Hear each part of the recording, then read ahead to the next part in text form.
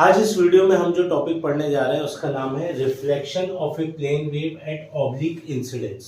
ये electromagnetic theory series का एक टॉपिक है। तो ये डेरिवेशन टाइम बचाने के लिए मैंने पहले से करके रखा है, आपको मैं इसको एक्सप्लेन करूंगा, पर उसके पहले कुछ चीज़ें समझना जरूरी है। सबसे पहली चीज़ ये है ऑब्लिक इंसिडेंस के लिए। ऑब्लिक इंसिडेंस का क्या मतलब है? तो एक पुराने डेरिवेशन में मैंने आपको पढ़ाया था जिसका लिंक डिस्क्रिप्शन में आपको मिल जाएगा। फॉर नॉर्मल इंसिडेंस, जब भी वेव 90 डिग्री का एंगल बना के इंसिडेंट होती है, 90 डिग्री का एंगल बनाती है तो वो कहलाता है नॉर्मल इंसिडेंस। और जब भी एंगल अदर देन 90 डिग्री हो, 90 डिग्री के अलावा कोई एंगल हो तो वो कहलाता है ऑब्लिक इंसिडेंस।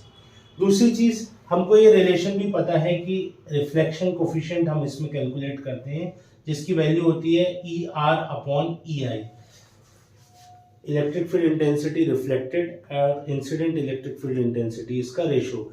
ये हम HR/HI के टर्म में भी निकाल सकते हैं। और इसमें ये भी हमको ध्यान होता है कि जो ट्रांसमिशन कोफिशिएंट होता है उसकी वैल्यू होती है 1 plus of this tau R, यानी 1 plus of reflection coefficient. Reflection coefficient का फॉर्मूला ये हो गया, रिफ्लेक्शन कोफिशिएंट आ गया तो आप क्या निकाल सकते हो? Transmission coefficient. इसमें कुछ चीजें और याद रखने की हैं, जैसे हमको पता है एंगल ऑफ इंसिडेंस हमेशा किसके बराबर होता है? Angle of reflection. ये सब चीजें मैं यूज करूंगा डेरिवेशन में। इसके अलावा एक ये है स्नेल्स लॉ हम पढ़ते हैं। स्नेल्स लॉ में क्या रहता है? Sine theta i upon sine theta t, angle of incident angle of transmission equals to V1/V2, जहां V1 आपकी है यहाँ पे वेलोसिटी मीडियम 1 और दूसरा है वेलोसिटी मीडियम 2। इसके अलावा जो पावर का रिलेशन है, जो एक हम पावर का रिलेशन भी यूज करेंगे। पावर के रिलेशन के लिए फॉर एग्जांपल इंसिडेंट वेव है तो PI इसका रिलेशन होता है EI² cos थीटा आई। पावर का रिलेशन अगर हम चेक करें तो ये PI = EI² cos थीटा आई, और अगर यही रिफ्लेक्शन हो तो ये ER² हो जाएगा और η1 cos थीटा आई cos थीटा r, और अगर ये ट्रांसमिशन है तो ET², क्योंकि ट्रांसमिशन मीडियम 2 में है तो η2 cos थीटा t हो जाएगा। यहाँ पे ये जो ईटा सिंबल है ये रिप्रेजेंट करता है इंट्रिंसिक इम्पीडेंस। तो ये कुछ 4-5 चीजें हैं जो आपने अभी, अगर आप ये टॉपिक पढ़ रहे हैं, ऑब्लिक इंसिडेंस देख रहे हैं, तो आपने ये सब चीजें एक बार देख ली होंगी पहले, और नहीं देखी है तो ये मैंने आपको थोड़ा ब्रशअप कराया। तो अब हम डेरिवेशन स्टार्ट करते हैं। यहाँ पे अगर आप चेक करोगे तो ये एक मीडियम है, ये दूसरा मीडियम है, ये एक परफेक्ट डाइलेक्ट्रिक सरफेस इंटरफेस है, और यहाँ पे एक वेव इंसिडेंट हो रही है। क्योंकि ये 90 डिग्री का एंगल नहीं बना रही है इसलिए ये कहलाएगा ऑब्लिक इंसिडेंस। और कुछ वेव रिफ्लेक्ट हुई तो थीटा r हो गया एंगल ऑफ रिफ्लेक्शन, अगर ट्रांसमिशन हुआ तो ये हो गया एंगल थीटा t। अब फ्रॉम लॉ ऑफ रिफ्लेक्शन क्या कहता है? Law of reflection θi = θr, angle of incident equals to angle of reflection. फिर हम आते हैं फ्रॉम स्नेल्स लॉ, जो अभी आपसे यहाँ पे डिस्कस किया। स्नेल्स लॉ में होता है sin θi sin θt = V1/V2। अगर हम बात कर रहे हैं वेलोसिटी की, तो वेलोसिटी का फॉर्मूला होता है 1/√με, जहाँ पे ये जो है ये है परमिटिविटी और ये है परमिएबिलिटी। तो μ1/ε1 यहाँ पे हो जाएगा आपका μ2/ε2। लेकिन क्योंकि ये परफेक्ट डाइलेक्ट्रिक इंटरफेस की बात कर रहे हैं तो यहाँ μ0 के बराबर इसकी वैल्यू होगी, और आप सबको ध्यान होगा μ0 कितना होता है? 4π × 10⁻⁻⁷। तो μ1 = μ2 क्या होगा? μ0। हमने सबसे पहले लॉ ऑफ रिफ्लेक्शन लगाया, फिर स्नेल्स लॉ लगाया, V1 V2 की वैल्यू देखी, और V1 V2 की वैल्यू में μ1 μ2 इक्वल्स टू किसके बराबर होता है? μ0, यानी एब्सोल्यूट परमिएबिलिटी।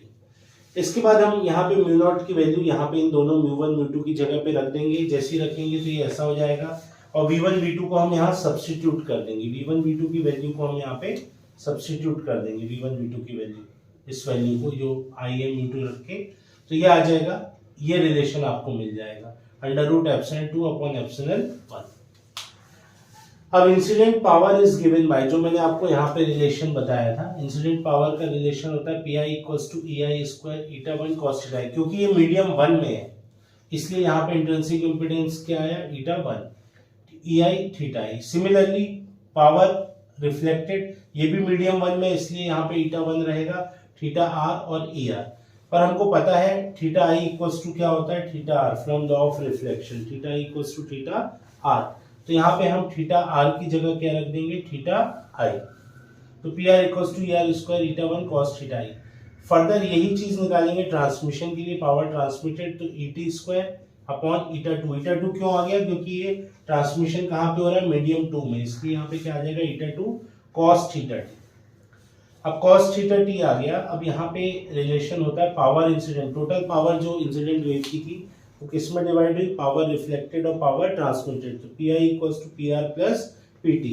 यहाँ हम ये दोनों रिलेशन रख देंगे, पी आई की वैल्यू यहाँ से रख देंगे, पी आर की वैल्यू यहाँ से रख देंगे और पी टी की वैल्यू यहाँ से रख देंगे।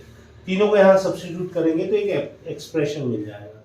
हम अल्टीमेटली निकाल क्या रहे हैं, इसमें हमको निकालना है जो मैंने आपको बताया था, यहाँ पे रिफ्लेक्शन कोफिशिएंट और ट्रांसमिशन कोफिशिएंट, ये निकालना है हमको। तो रिफ्लेक्शन कोफिशिएंट किससे आता है, ई आर अपॉन ए आई। ये एक्सप्रेशन आ गया। आप लेफ्ट हैंड साइड वाली जो वैल्यू है इसको राइट हैंड साइड में डिवाइड कर दीजिए, इनके नीचे ले आएगी। तो जब आप इनके नीचे लाएंगे तो यहाँ पे ईटा 1 कॉस थीटा ई कैंसिल हो जाएगा, तो ये बचेगा ई आर स्क्वायर अपॉन ई आई स्क्वायर, और इसके नीचे में ये पूरी चीज आ जाएगी।